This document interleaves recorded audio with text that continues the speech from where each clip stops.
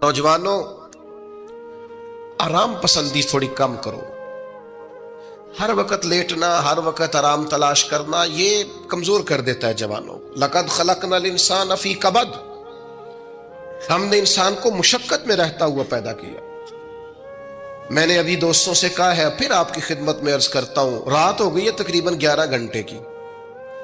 7 बजे शाह होती है और 6 बजे के बाद ही उमूमन सब जगहों पे फजर की नमाज होती है, तो 11 घंटे की रात बनती। बहुत ज्यादा भी डॉक्टर कहता है कोई सोए तो 8 घंटे सो ले, नींद पूरी है।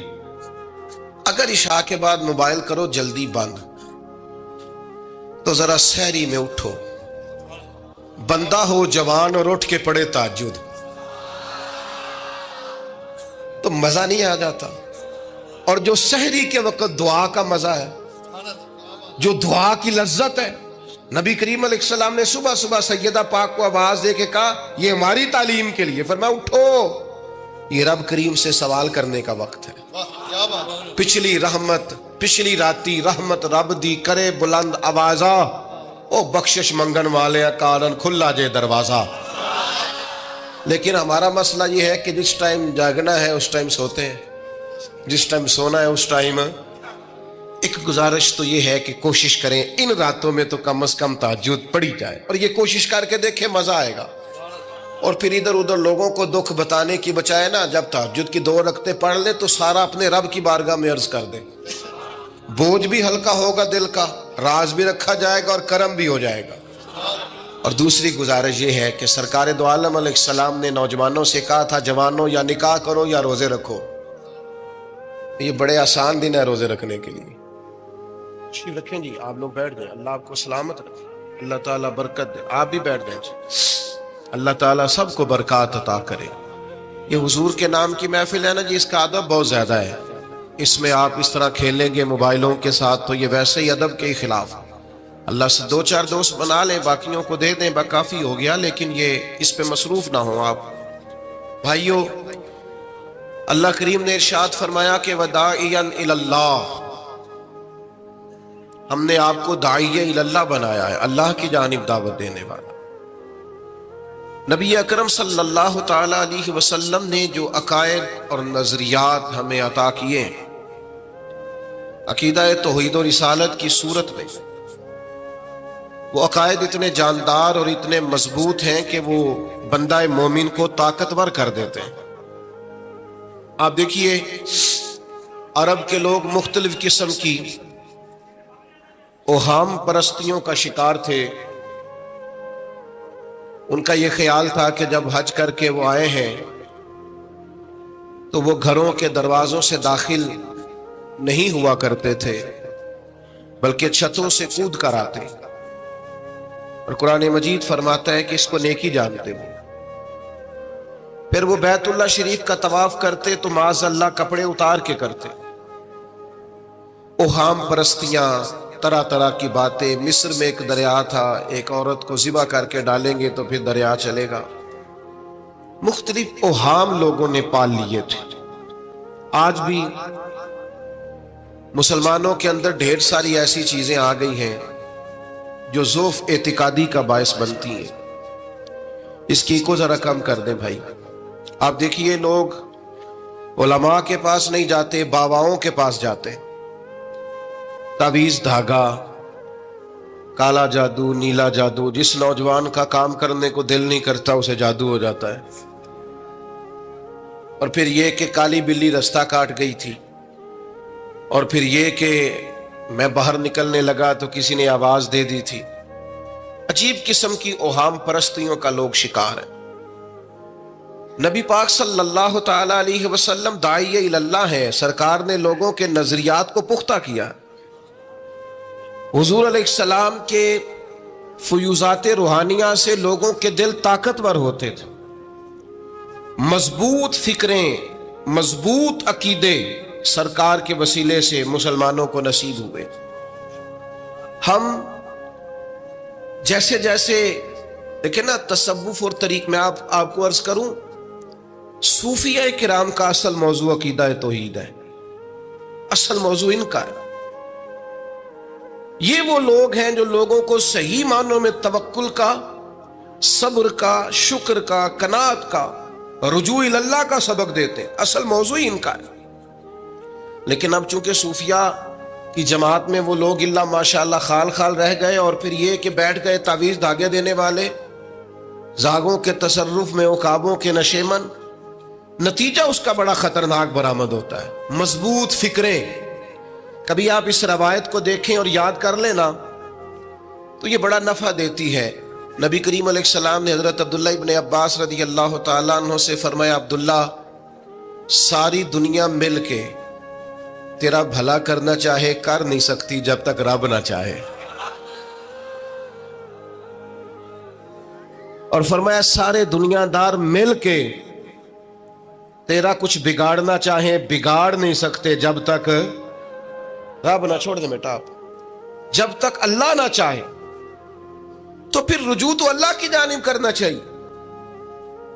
نبی اکرم صلی اللہ تعالی علیہ وسلم نے اپنی امت کو توانائی اس بات سے دی کہ اللہ ہمارے ساتھ ہے. آپ دیکھیے فکری تندرستی کتنی زیادہ ہے کہ 1000 کے مقابلے میں 313 لوگ ہیں. نہ اسلحہ پورا ہے، نہ گھوڑے پورے ہیں، نہ خوراک پوری ہے، لیکن وہ میدانوں میں اس طرح لڑے ہیں کہ 1000 کو بھاگنے پر مجبور کر دیا. وہ ابو جہل نے جب کہا نا جاسوسوں سے کہ جاؤ پتہ کر کے آؤ، تو انہوں نے آ کے کہا وہ تو 313 لوگ ہیں، بچے بھی ہیں، بوڑھے بھی ہیں، چیز کوئی نہیں پاس. تو ابو جہل کہنے لگا پھر تو انہیں گھوڑوں کی پشتوں پر باندھ کے مکے لے جائیں گے، وہاں جا کے دیکھیں گے کیا کرنا ہے. تو جاسوس کہنے لگا سردار اگلی بات بھی سننا، ہے تو 313 لیکن جان ہتھیلی پہ رکھ کے آئے. جس کے خیمے کے پاس سے گزرے ہیں شہادت کی دعا مانگتے دیکھا ہے. ان کی آنکھوں سے چمکتی ہوئی روشنی اور ان کے لفظوں سے پھوٹتا ہوا ولولہ اور ان کی آوازوں سے نکلتا ہوا دبدبا کسی جگہ بھی انہیں کمزور نہیں ہونے دیتا. ان کے اندر کہیں بھی کوئی کمزوری نہیں آنے دیتا. غریبی کا نام لے کے سارا دن پریشان ہونا، غریبی کا نام لے کے اپنے آپ کو مظلوم ثابت کر کے لوگوں کو مدد پر اکسانا بندہ مومن کا یہ طریقہ نہیں ہے. اپنی توجہ اللہ کی جانب کرے، نبی رحمت علیہ السلام کی بارگاہ میں استغاثہ پیش کرے. لیکن دنیا داروں کو مائل کرنا، لوگوں کی جیبوں کی طرف دیکھنا، یہ مومن کی شان گردن کو جھکا دیتا ہے. خیرات کا پتھر جہاں میں مانگنے والوں کے سر کبھی اونچے نہیں ہوتے. اور غیرت ہے بڑی چیز جہانے تگو دو میں. بھائی آپ طاقتور بنے. دیکھیں نا ایک نوجوان نے آ کے حضور کی بارگاہ عالی مرتبت میں عرض کیا تھا، یا رسول اللہ صلی اللہ علیہ وسلم غریب ہوں کچھ دیجئے. تو حضرت جابر ابن عبداللہ رضی اللہ تعالیٰ عنہ فرماتے ہیں ہم نے حضور سے بڑا کچھ سنا، یہ لفظ نہیں، لفظ لا، یعنی میرے پاس نہیں ہے، یہ ہم نے حضور سے سنا ہی نہیں. ایسا کوئی محبوب کہیں ہوگا نہ کہیں ہے، بیٹھا ہے چٹائی پہ مگر عرش نشیں ہے، اور ملتا نہیں کونین کو کیا کیا تیرے در سے، بس ایک لفظ نہیں ہے جو تیرے لب پہ نہیں ہے. اور یہ فاضل بریلوی رحمت اللہ علیہ کا انداز بھی دیکھیے، کہتے ہیں واہ کیا جود و کرم ہے شہ بتہا تیرا. اور یہ ذرا دیکھیے شعری ذوق دیکھیے، واہ کیا جود و کرم ہے شہ بتہا تیرا، نہیں سنتا ہی نہیں. نہیں کیا انداز ہے. اب یہ کیسی زبان ہے اور کیسا یہ محاورے کا استعمال ہے. جو شعری ذوق رکھتے ہیں وہ سمجھیں، کہتے ہیں نہیں سنتا ہی نہیں. کون؟ مانگنے والا تیرا. یا رسول اللہ آپ سے مانگنے والا نہیں سنتا، حضور عطا کرتے. اور ایک جگہ پہ فرماتے ہیں میرے کریم سے گر قطرہ کسی نے مانگا، دریا بہا دیے ہیں دربے بہا دیے ہیں. حضور تو دیتے، پر نوجوان نے جب آ کے عرض کی نا یا رسول اللہ صلی اللہ علیہ وسلم کچھ دیجئے، وہ جوان ہو، چڑھتی جوانی ہو، اور پھر وہ سوال کرے. ہمارے ساتھ ایک دوست پڑھا کرتا تھا، یہ 3 مہینے کی چھٹیاں ہوتی تھی تو وہ مستریوں کے ساتھ مزدور لگ جاتا. ہم نے اسے کہا یار تو مطلب 9th 10th کے اندر مزدوری کرنے جانا, تو کہندا سی یار میں قد میرا ایڈا بڑا ہے, ان ابا جی کو مانگ دیا شرم آؤندی. یہ سوچ نوجوانوں میں پیدا ہونی ضروری ہے. اب میں ابا جی سے مانگوں, مجھے تو دینا چاہیے. اس نے آ کے عرض کی یا رسول اللہ صلی اللہ علیہ وسلم کچھ دیجئے, تو حضور فرمانے لگے تیرے پاس کچھ بھی نہیں. اس نے کہا ایک پیالہ ہے میرے پاس گھر میں اور ایک کمبل ہے. اتنا غریب بندہ ہے کوئی محفل میں جس کے گھر میں ایک ہی پیالہ ہو, ایک ہی کمبل ہو؟ کوئی بھی نہیں اتنے بڑے مجمع میں. لیکن اگر کوئی ہماری غریبی کا رونا پوچھے تو میرا خیال ہے ہر تیسرا بندہ دوسرا بندہ غریب ہے, اور بڑا ہی غریب ہے. ایک پیالہ ایک کمبل. کریم نے فرمایا لے کے آؤ. وہ لائے تو محبوب فرمانے لگے کون خریدے گا؟ ایک نے کا 1 دینار, ایک نے کا 2 دینار. محبوب نے بولی لگوا دی, 2 دینار کا بیچ دیا. فرمایا جا 1 دینار کی روٹی لے جا. یہ نوجوانوں کو فکر دی کہ وہ انویسٹمنٹ میں تم نے ذات سے اپنے گھر سے لینی ہے. وہ 10-15 ہزار کا ٹھیلا بھی کسی سے نہیں کہنا تو لگا کے دے. جاؤ 1 دینار کا کھانا لے جاؤ, 1 دینار کا کلاڑا خرید کے لاؤ. صحابہ فرماتے ہیں وہ کلاڑا لایا, پر نصیب دیکھو اس کلاڑے میں دستہ نبی کریم نے اپنے دستے مبارک سے لگایا.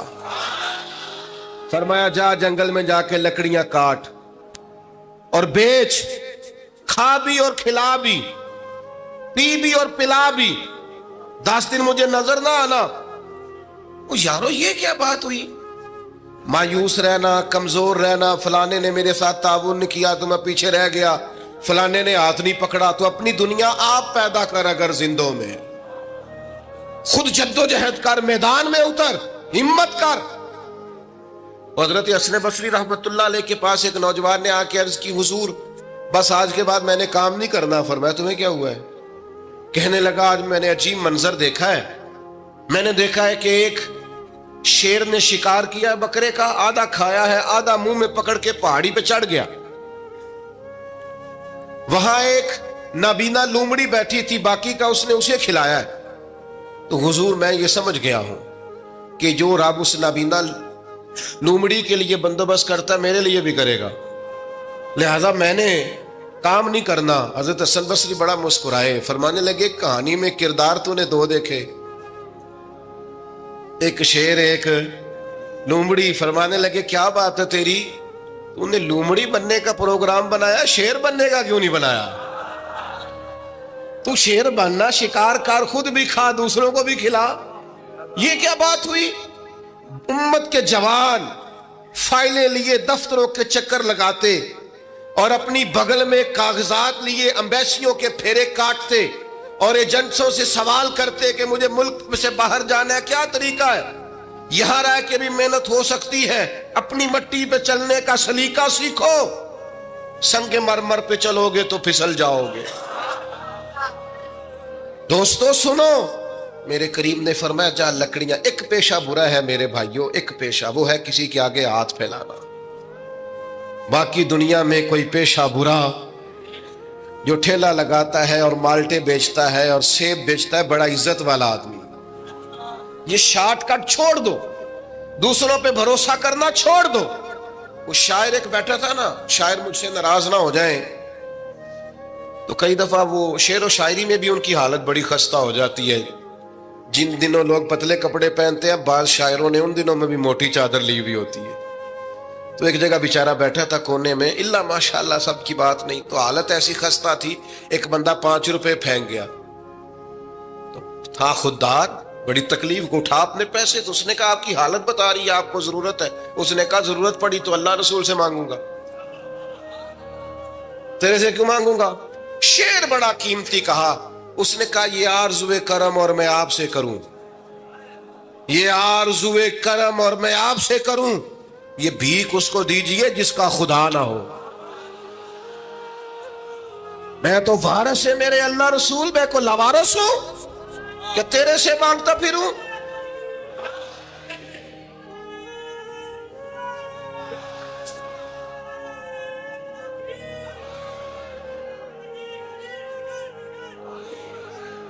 ماشاءاللہ ماشاء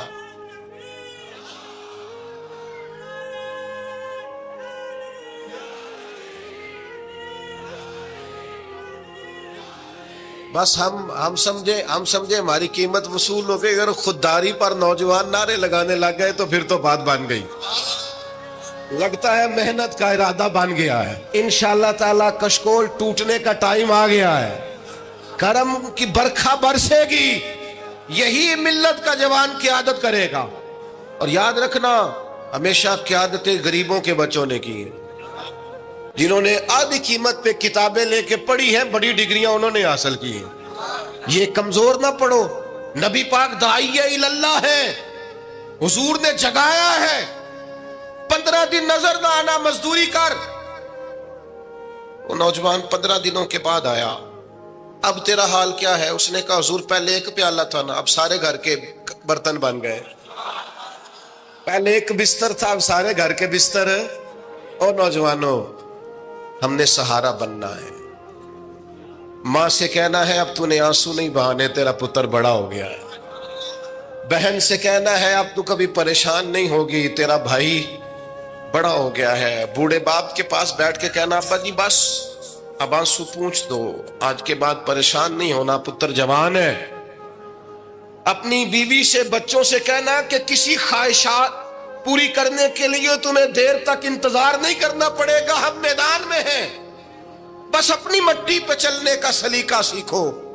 سنگ مرمر پہ چلو گے تو پھسل جاؤ گے. نبی پاک نے محنت کو سپورٹ کیا ہے, مشقت کو سپورٹ کیا.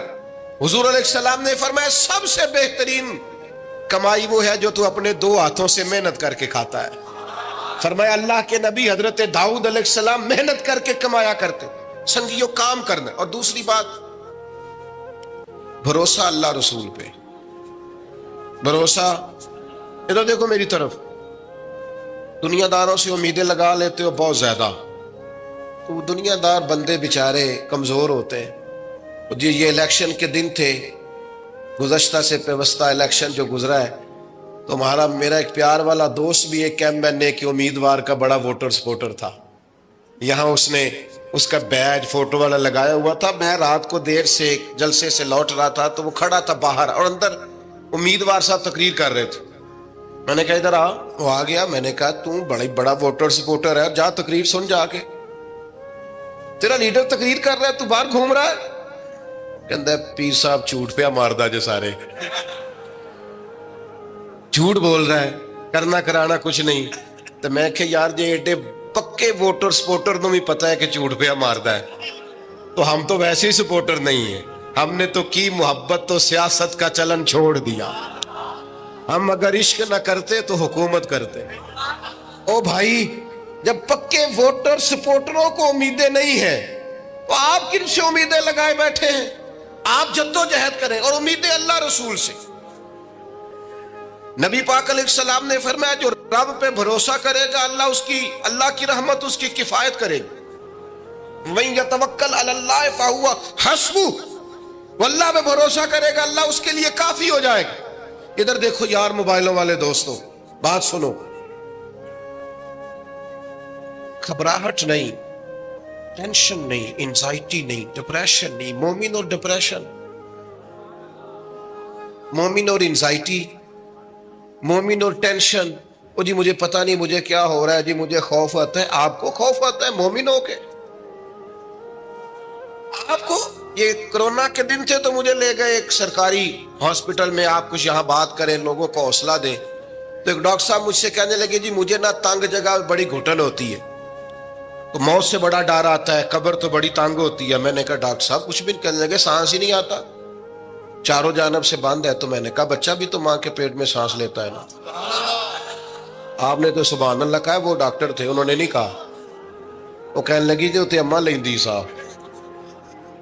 ہنستے نہیں جی, باتیں ہنسنے کو نہیں سنا رہا, میں فکری باتیں کر رہا ہوں. کہا وہ تو اماں آکسیجن لیتی ہے تو بچے کو جاتی ہے. تو میں نے کہا چلے ڈاکٹر صاحب وہ جو انڈے سے بچہ نکلتا ہے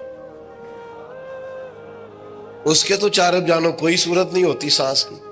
تو مجھے کہنے لگے آپ کہنا کیا چاہتے ہیں؟ میں نے کہا میں یہ کہنا چاہتا ہوں قبر کی 2 حالتیں ہیں. قبر دوزخ کے گڑھوں میں سے گڑھا بھی ہے, اور جنت کے باغوں میں سے باغ بھی ہے.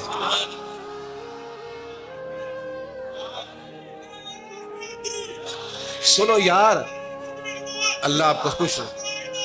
ماشاء اللہ. سنیں جی سنیں، میں نے کہا اگر کسی کا یہ ذہن بن جائے کہ مرنے کے بعد میں نے باغ میں جانا ہے، 1 منٹ کے لیے سوچو نا یار. یعنی ادھر قبر بند ہوئی تو نیچے باغ، اور باغ بھی معمولی نہیں، جنت کے باغوں میں سے باغ. اور باغ ایسا شاندار جس میں آنکھ کھلی تو پہلی زیارت ہی مدینے والے معبود کی.